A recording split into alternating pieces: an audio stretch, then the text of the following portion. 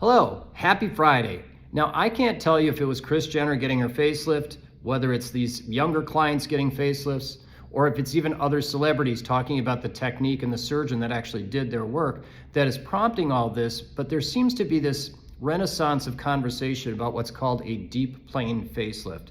And so I wanted to talk a little bit about it just to kind of put the record straight. So first of all, a deep plane technique is not new. This has been around until at least the late 90s when pioneering surgeons like Sam Hammer and others were talking about combining layers when they did their lift. And we'll talk a little bit about what that means in a minute. But again, it's not new, and some of us have been doing this and techniques of this, but of course refining it over the last 20 years. So number two is, well, what is a deep plane technique? Well, let's go back a little bit. When I did my fellowship, it was in the mid-90s, and what we did then was called a SMAS flap, which stands for superficial musculoaponeurotic system, which is kind of this fibrofatty layer that's underneath the layer of the skin that's kind of parallel to it, if you think about layers of an onion, for example.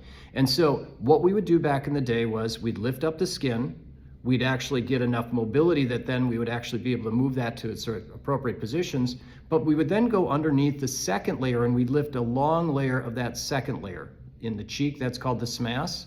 In the neck, it's this big sheet of muscle called the platysma muscle.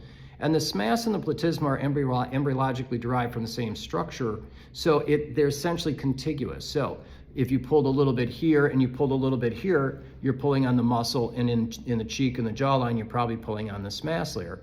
So you could actually purposely have two layers to do things. Number one, you could get two layers for tension. You could put a certain amount of tension on the SMAS, but you could also get a certain amount of additional tension on the skin.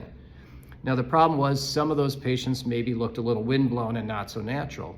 So 90s come along, Dr. Hammer and others start talking about combining those two layers. So now the idea had been, since then, why don't we lift those two layers together? So that was the first part of what defines a deep plane technique. And the second one was, there's a checkpoint in our face. There's a spot that's kind of a ligamentous structure right here called the zygomatic cutaneous ligament, kind of holds the skin to the bone. You have to release this if we want to get full mobility. So in a deep plane technique, you'd lift two layers at once and you'd lift up past the zygomatic cutaneous ligament and some of this area that's also ligamentous called the parotomasseteric cutaneous ligament.